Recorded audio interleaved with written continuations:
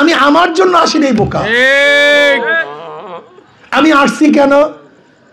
আমি আসছি আল্লাহর জমিন আল্লাহর হুকুমতকে কায়েম করার জন্য।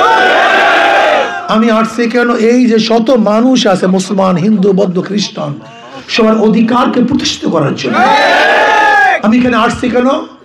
চুরি, গুন্ডামি, বদমাশি, চাঁদাবাজি, জুলুম, অত্যাচার চিরতরে বাংলাদেশকে উৎখাত করার জন্য। আমি এখানে আসছি কেন? প্রত্যেকটা জনগণের অধিকারকে ফিরিয়ে দেওয়ার জন্য। এখানে যারা আসছেন সবাই প্রতিনিধি, কেউ ইউনিয়নের প্রতিনিধি, কেউ ওয়ার্ডের প্রতিনিধি, কেউ ইউনিটের প্রতিনিধি। তার মানে আপনারা এক একজন ইমাম। মনে করতে হবে আপনাদের পিছনে অনেক মুক্তাদি আছে, নাকি ভাই? ঠিক না? এখানে সব ইমামরা আসছেন, মুক্তাদিরা আসে নাই। ইমামরা প্রশিক্ষণ নিবে, মুক্তাদিদেরকে সে প্রশিক্ষণ দিবে। আমাদের কাজটা কি? এই কাজটাকে বুঝতে হবে। আগামীতে আমরা এক নির্বাচনের যুদ্ধ অবতীর্ণ হচ্ছি। নির্বাচনী যুদ্ধ, কি কথা ঠিক না? এই যুদ্ধে আমাদেরকে ইনশাআল্লাহ অবশ্যই বিজয় অর্জন করতে হবে। যুদ্ধে জেতার জন্য বহুতগুলি শর্ত সারায়াত আছে, কথা ঠিক না? এর মধ্যে এই যুদ্ধটা কার, এই প্রথম সেন্স আপনাকে নিয়ে আসতে হবে। আমি কার জন্য যুদ্ধ করি, কেন যুদ্ধ করি, উদ্দেশ্যটা কি? যতক্ষণ পর্যন্ত আপনি উদ্দেশ্য সম্পর্কে অবগত না হবেন ততক্ষণ পর্যন্ত আপনার যুদ্ধের স্পিড আসবে না, কথা ঠিক না? আপনি কেন যুদ্ধ করবেন, নির্বাচনে কেন অংশগ্রহণ করবেন, এখানে কেন সময় দিবেন, আপনার প্রতিপক্ষ যারা তাদের অবস্থাটা কেমন, তারা প্রতিদিন টাকা দিবে, পয়সা দিবে, পেট্রোলের পয়সা দিবে, খাওয়াবে, বিরিয়ানি খাওয়াবে, তারা মাঠে থাকবে। যেমন আবু জাহাল যখন বদরের ময়দানে আসছে, সেই পক্ষে প্রতিদিন কতগুলি উট জবাই হইত, প্রচুর খাদ্য ছিল, খানার কোনো অভাব ছিল না, নাকি ভাই? ভুল বললাম নাকি? সৈন্যদের তলোয়ারের কোনো অভাব ছিল না, ঘোড়ার কোনো অভাব ছিল না, সব কিছু পরিপূর্ণ ছিল।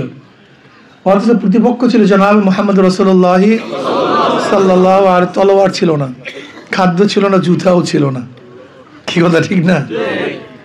কিন্তু তারা বিজয় অর্জন হওয়ার কারণটা কি, এইটা প্রথম মাথার মধ্যে নিতে হবে।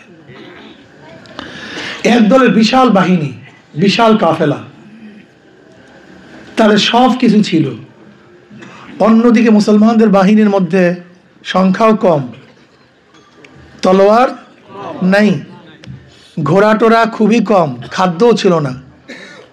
এমনকি আপনারা জানেন আরবের ভূমিতে জুতা ছাড়া হাঁটাই যায় না, অনেক সাহাবাদের জুতোও ছিল না।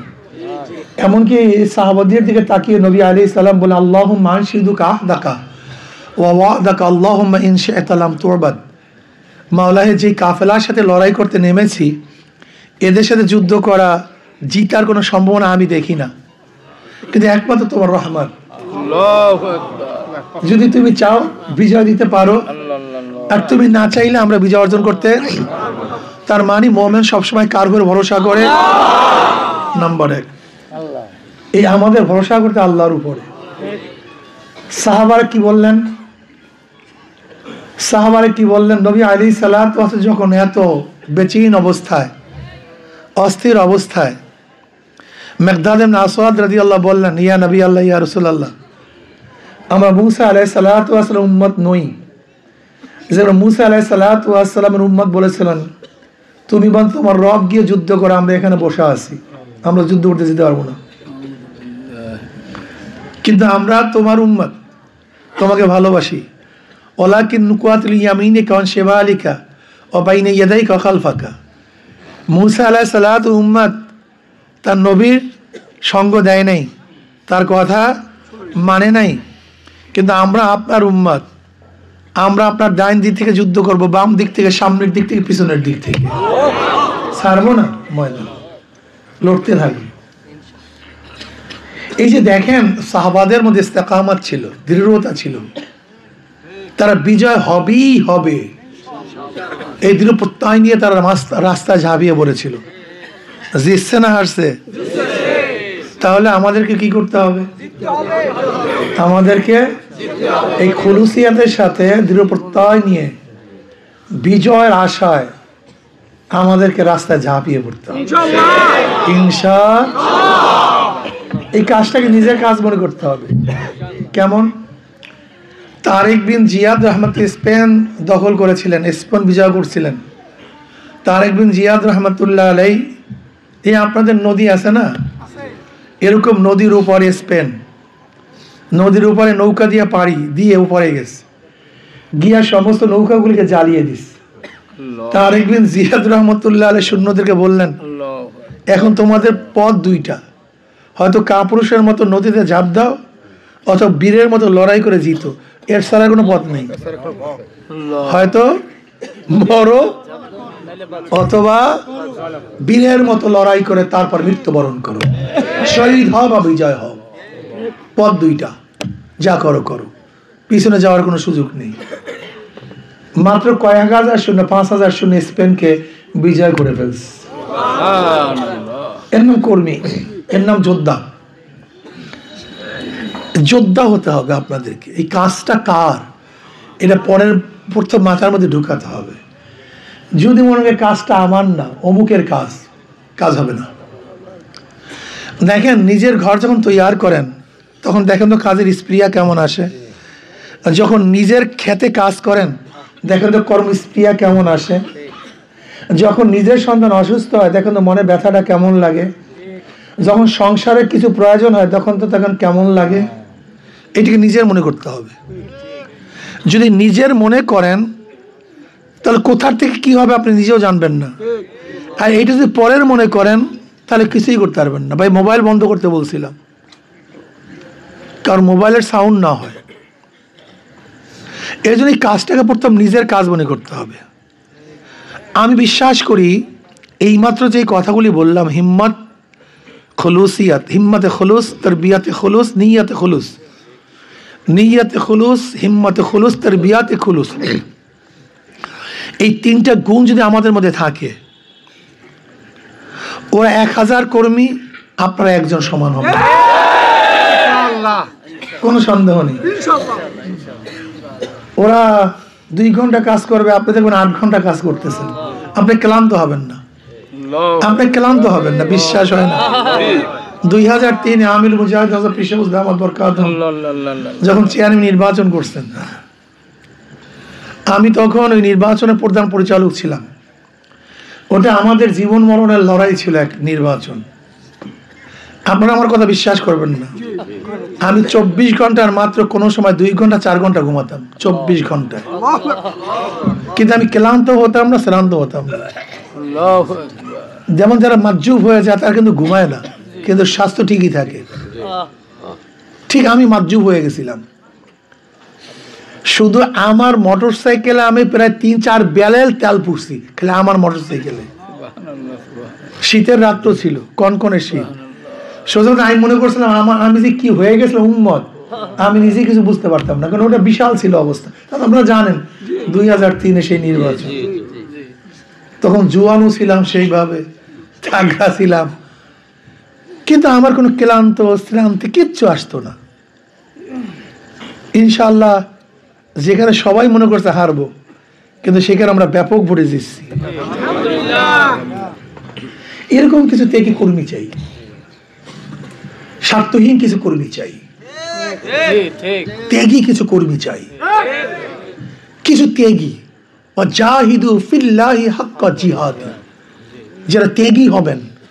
জাহদুন জুহদুন জিহাদুন, সর্বোচ্চ ত্যাগ, সর্বোচ্চ ত্যাগ, কোশেশ, মুশাক্কাত, তাকাত, ইনতাহি দরজার শেষ চেষ্টাকে জুহুদ বলা হয়, মানে চেষ্টার শেষ। মাত্র কয়দিন, মাত্র কয়েকটা দিন, কিসের 3 মাস? আজকে নভেম্বরের 22 তারিখ, নভেম্বর তো শেষ, আজকে 22 তারিখ।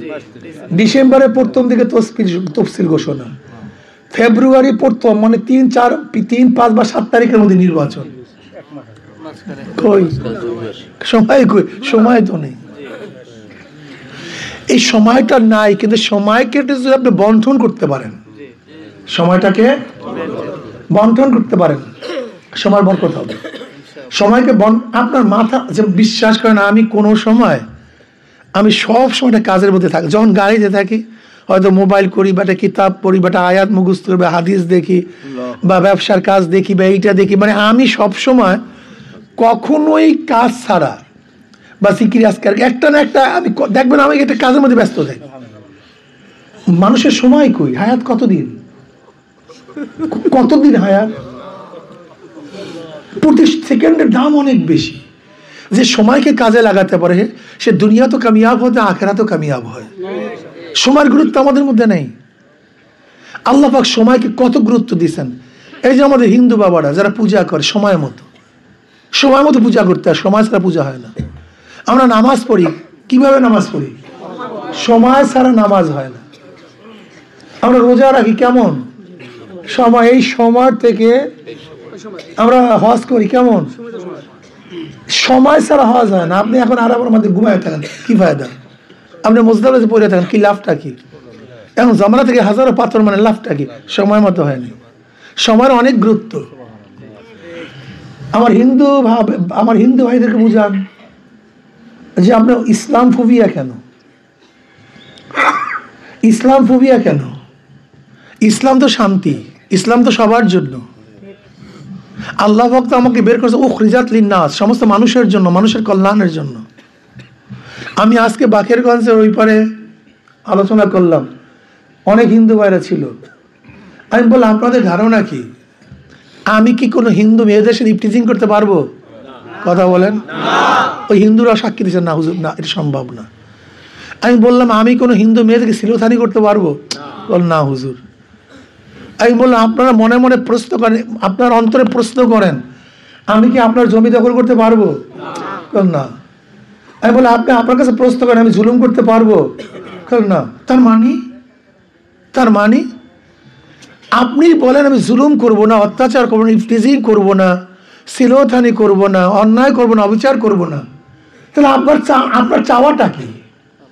একজন হিন্দুর চাওয়াটা কি আমাকে বলেন তো? একজন হিন্দু কি চায়? একজন হিন্দু চায় যে নির্বিঘ্নে সে পূজা করবে, নির্বিঘ্নে তার ধর্ম পালন করবে। একজন হিন্দু কি চায়? নির্বিঘ্নে সে ব্যবসা বাণিজ্য করবে। একজন হিন্দু কি চায়? নির্বিঘ্নে সে চলাফেরা করবে, আমি দেশের নাগরিক। একজন হিন্দু কি নিয়ে চায়? সেটা ইজ্জত হানি যেন না ঘটে, ইজ্জত আবরুনিয়া ঘরে ফিরতে পারে। একজন হিন্দু কি চায়? আমি গরিব ক্ষুধার্ত, আমার পাশে কেউ দাঁড়াক, এইটা সে চায়। আমরা ইসলাম সম্পর্কে যেহেতু বয়ানেও আসেন না, জানবেন কিভাবে? নবী ইব্রাহিম আলাইহিস সালাতু ওয়াস সালাম দস্তারখানে বসছেন, তিনি মেহমান ছাড়া খানা খাইতেন না। মেহমান নাই, এক মুশরিক পেয়েছে, সে বিসমিল্লাহ লাত উজ্জার নামে খানা খাওয়া শুরু। তুমি আমার সামনে আল্লাহকে বাদ দিয়া তোমার মূর্তির নামে খানা খাও, এটা আমার দস্তারখানে হবে না। বলে আমি তো তোমার এখানে খানা খাওয়ার জন্য আসছি, তোমার রবের নাম নেওয়ার জন্য আসি নেই। বল না ঠিক আছে, তাহলে রবের নাম নেব না, যাও। উনি উঠে রওনা করছে।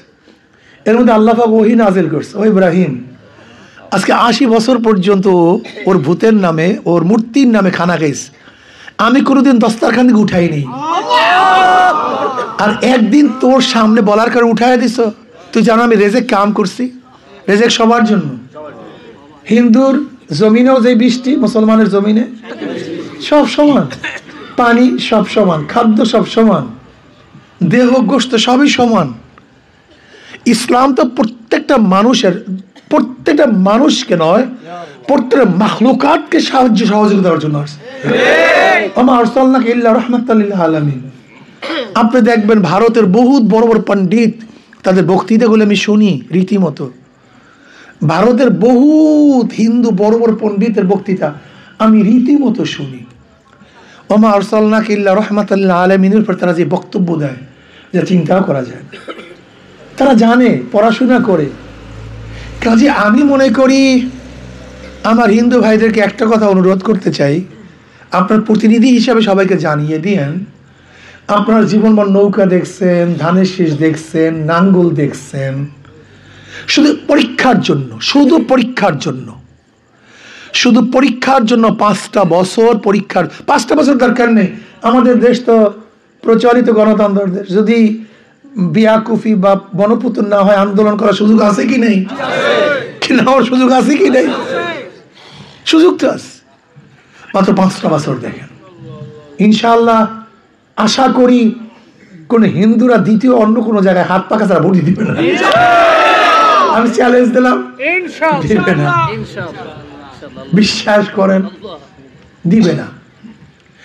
কেননা এই যেমন ধরে নেন, আমি বাকেরগঞ্জে আসলে কোনো জায়গায় কোনো অনুদান দেওয়ার এখনো নিয়াত করি নাই, চিন্তাও করি নাই। তা আমি চিন্তা করলাম, প্রথম আসছি তাই মন্দিরের জন্য কিছু, বলে মসজিদের জন্য আনলেন। মসজিদ তো প্রায়োরিটি, আমি দিলে গেলে হয়তো মসজিদ হুজুর দিবি, কথা ঠিক না? কিন্তু আমি যে মন্দিরে অনুদান আনতে পারি, দিতে পারি, এর জন্য আমি প্রথম মন্দিরের জন্য অনুদান নিয়ে আসছি। আমরা 14 ইউনিয়ন এবং 1 পৌরসভায় মোটামুটি 50,000 টাকা করে 15টা মন্দিরে আমরা আপাতত দিতে আসি। পরবর্তীতে আশা করি পর্যায়ক্রমে সমস্ত মন্দিরগুলিতে দেবো। মাদ্রাসা মসজিদগুলো আস্তে আস্তে দেওয়ার চেষ্টা করে, বাকি আল্লাহ পাকের ইচ্ছা। যেমন আমি যেটা বলতে চাই, এখানে একটা ভুল বুঝে আসছে। অনেকেই মনে করে যে ইসলাম, আমরা হিন্দু, তোমরা যাদেরকে জীবনভর ভোট দিচ্ছ তারা কি করছে? সবচেয়ে অত্যাচার অবিচার তোমাদের বেশি করছে।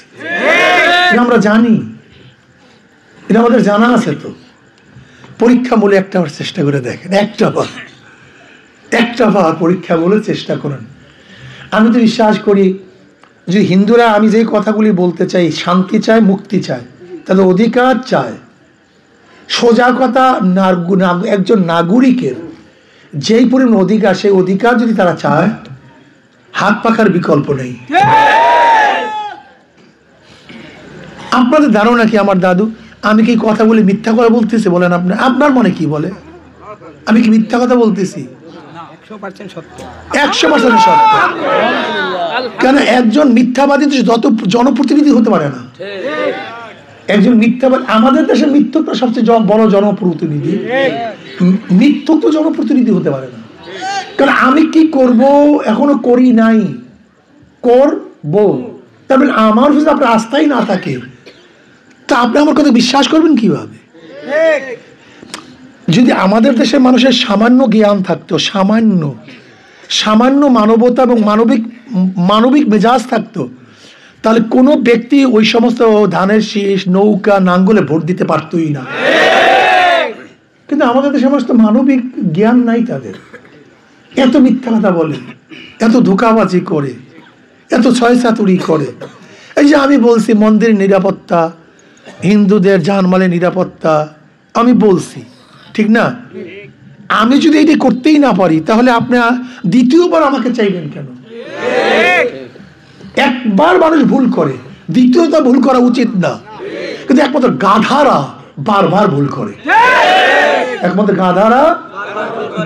আপনি দেখছেন বর্তমান অবস্থাটা কি চলতেছে। শোনেন, 5ই আগস্টে রাস্তায় ছিলাম আমরা, ট্যাঙ্কের সামনে ছিলাম আমরা। অন্য দল কি করছে আমরা সব জানি। বুলেটের সামনে আমরা, আর আজকে চাঁদাবাজি করেন আপনারা, জুলুম করেন আপনারা। আমার লাগবে, আমি বলার অধিকার রাখি, আমি বলবো, আমি বলার অধিকার রাখি। তুমি রাস্তায় ছিল না বেটা, তোমরা কেউ রাস্তায় ছিল? তারেক সাহেব রাস্তায় ছিল, ফখরুল সাহেব রাস্তায় ছিল, হ্যাঁ? সালাউদ্দিন সাহেবকে রাস্তায় ছিল না? আমাকে দেখাও কে রাস্তায় ছিল? আমি ছিলাম রাস্তায়, আমরা ছিলাম রাস্তায়। কাজে অধিকার তো আমারই, তোমাদের বলার অধিকার নেই। অথচ দেখা যায় আন্দোলন করলে আমরা, সংগ্রাম করে চাঁদাবাজি করে তারা। আপনারা দেখছেন ভোলায় তজিমুদ্দিনে চাঁদা চাইছে, স্বামী চাঁদা দিতে পারেনি, স্বামীকে বেঁধে রেখে স্ত্রীকে সবাই সামনে হত্যা দর্শন করছে। এই তজিমুদ্দিন একটা বগুড়ায় এক বিএনপির নেতা এক মেয়েকে পছন্দ হয়েছে, প্রস্তাব দিছে, বাবা রাজি হয় নাই, মেয়ের সামনে বাবাকে হত্যা করছে। কি অসুবিধা, খবরটা কি দেখেন। এই গতকালকে মিটফোর্ডের অবস্থা দেখেন, প্রতিদিন এত। বরিশালে কোনো খবর আপনারা পান? অথচ বরিশালে প্রত্যেকটা জায়গায় চাঁদাবাজি, প্রত্যেকটা জায়গায়। কিন্তু কয়টা বাকেরগঞ্জে কয়টা খবর আছে কত? কিন্তু প্রত্যেকটা জায়গায় চাঁদাবাজি। আমি যেটা বললাম যে মিডিয়া আসে কয়টা, আমি সেইটা বলতে চাই যে প্রত্যেক জায়গায় চাঁদাবাজি, মিডিয়ায় কয়টা আসে? যেরকম সাগরের মধ্যে বরফের অংশ যতটুকু দেখা যায় এর সে কয়েকশো গুণ নিচে থাকে। চাঁদাবাজি, দখলবাজি আমরা যা মোটামুটি দেখি আর সে কোটি গুণ বেশি হচ্ছে। এর জন্য কি আন্দোলন? এর জন্য মানুষ জীবন দিয়েছিল, এর জন্য রক্ত দিয়েছিল। আওয়ামী লীগের দোষ কি ছিল? নামতে দেয় না, হুমকি দেয়, ধুমকি দেয়। এখন তারা কি করে? তার মানে তুমি যেই কথা জীবনবার বলছো, নামতে দেয় না, আমাদের অধিকার হরণ করতেছে, বাক শক্তি নষ্ট করতেছে, আমাদের অধিকারকে হরণ করে পোস্টার লাগাতে দেয় না, তুমি কি করতেছো? একই তো কাজ করতেছে। আওয়ামী লীগের দোষটা কি? এইটা আমরা চাই না।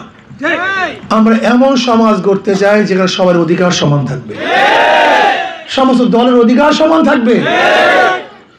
ধানের শেষ কাজ করবে, অমুক দল কাজ, সমস্যা কি?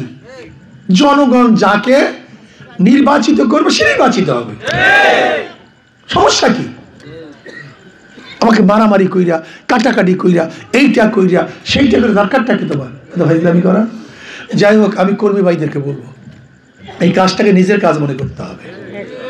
যদি মনে করি অমুকের কাজ, আমি আগেই শর্ত লাগাইছি, আমি এখন পর্যন্ত বাকেরগঞ্জে নির্বাচন করব কি করব না সে দায় দায়িত্ব আপনাদের। যদি আমি দেখি বা বুঝি আমার অন্তর গাওয়া দেয় যে সমস্ত দায়িত্বশীলরা এটাকে নিজের নির্বাচন মনে করতেছে, নিজে ক্যান্ডিডেট মনে করতেছে, আমি ক্যান্ডিডেট এটা মনে করে না, প্রত্যেকে নিজে ক্যান্ডিডেট মনে করে, এরকম ভাবলে আমি আসব। নয়তো আমার নাক এবং কান চেহারার মধ্যে কালি লেপন করতে আমি আসবো না। আমি আগেই বলছি বাকেরগঞ্জ আর চরমোনাই সবচেয়ে কাছাকাছি। আমাদের বরিশাল যাইতে টোল লাগে, কিন্তু বাকেরগঞ্জ আসতে টোল লাগে না। বরিশাল যাইতে সময় লাগে, আমার বাকেরগঞ্জ আসতে সময় লাগে না। এই তো চরমোনাই আর বাকেরগঞ্জ। আমি কথাটা বুঝাতে পারছি? যদি এইটাকে নিজের কাজ মনে করেন, ধরে নেন আমি ওখানে তোর বিয়ার দিস, যদি আমি কারোর বাড়ি, দাদুর বাড়িতে যদি যাই, দাদু আপনার বাড়িতে একদিন খানা খাবো, তিনি আমাকে মেহমানদারি করাবে না? হ্যাঁ, তা আমি তো মেহমান যদি হই, খরচ করবা, তো এখন খরচ করো না কেন? কথা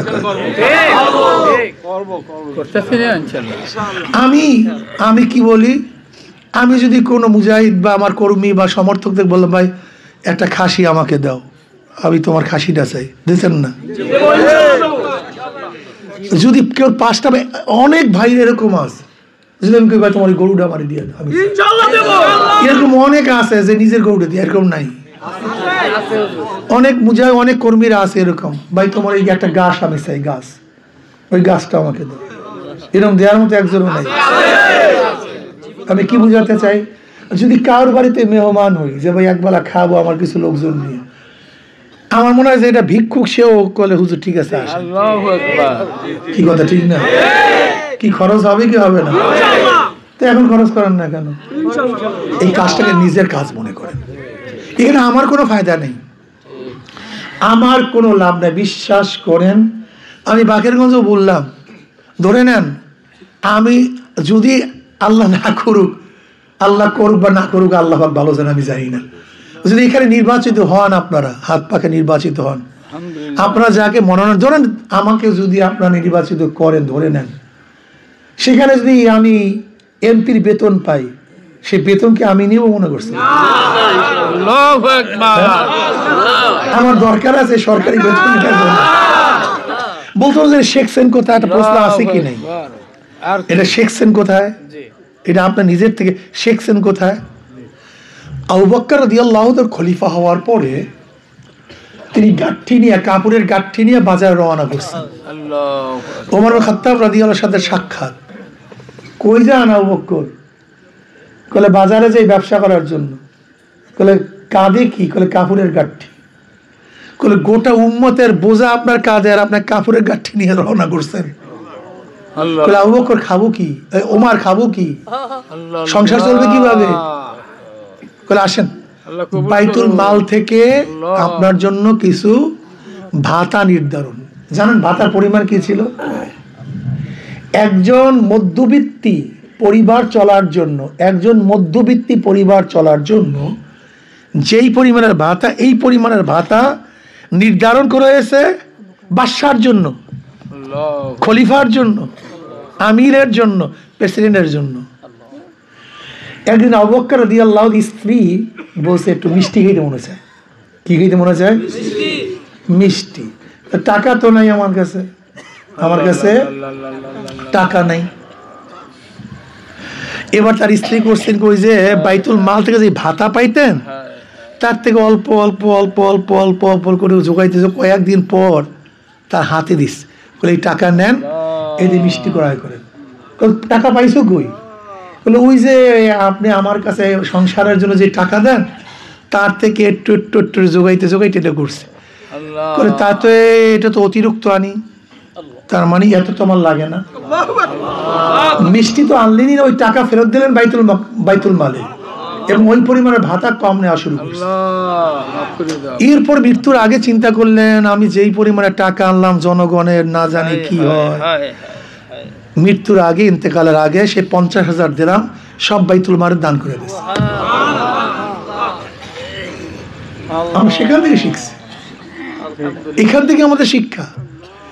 এখানে যদি ধরে নেন, আমরা এই যে বলছি মানে ধরে নেন যদি গাড়ি আপনাদের বিনা ট্যাক্সে আছে বাংলাদেশের আইন, আমি করবো কি? আল্লাহ তো আমাকে ভালোই দিছে, নিজে খাই হলে ভালো আছি, সেটাও তো এই জনগণের জন্যই ব্যয় করবো।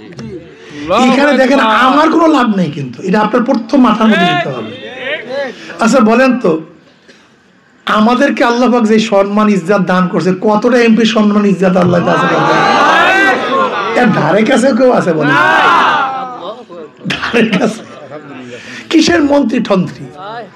আল্লাহ তো ইজ্জত সম্মান, একটা মানুষ যেই পরিমাণ ইজ্জতের প্রয়োজন, সম্মানের প্রয়োজন, তার চেয়ে তো আল্লাহ পাক এমনিতে অনেক বেশি দিয়ে রাখছে।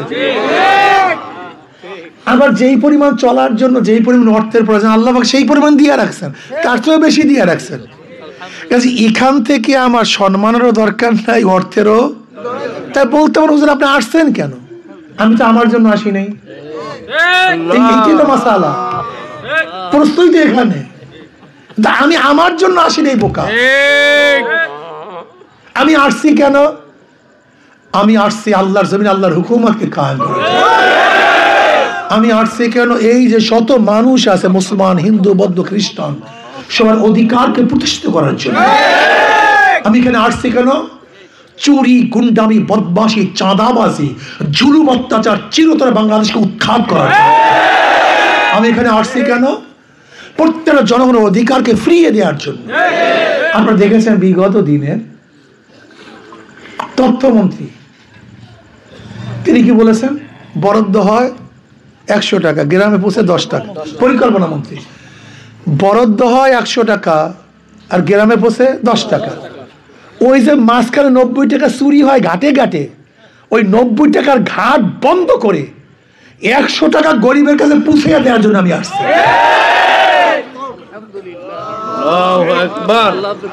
এই শোনেন বোকা, আমি বোকাই বললাম আপনাদের, আপনারা যা মনে করেন না। নিজের ভালো পাগলেও বুঝে, নিজের ভালো। আচ্ছা বলেন তো, আপনাদের মনে হাত দিয়ে বলেন, গরিবদের জন্য যে বরাদ্দ হবে এই 1টা টাকাকে আমি খাবো মনে করেন? যারা সবচেয়ে বড় বন্ধু এদেরকে সবচেয়ে বড় দুশ্মন মনে করে। আমি কি 1টা টাকা গরিবদের খাবো? এটা কি প্রশ্ন আসে? এটা তোমার মনে আসতে পারে? হ্যাঁ, যারা গরিবদের, আরেকটা মনে রাখতে হবে, যত বাংলাদেশের টাকা বরাদ্দ হয় কোনো টাকা ধনীর জন্য বরাদ্দ হয় না, সব গরিবদের জন্য বরাদ্দ হয়।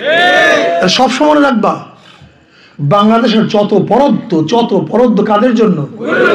ধনীদের জন্য কোনো বরাদ্দ নেই। আপনারা জানেন না আসলে ধনীদের জন্য, ধনীরা শুধু দেয় ট্যাক্স, ব্যাট, এইটা সেইটা শুধু দেয়, কিন্তু বরাদ্দ কাদের জন্য? অথচ কপাল পড়ার গোষ্ঠী এমন চোরদেরকে ওদের প্রতিনিধি বানায়, সব খাইয়া শেষ করে ফেলে।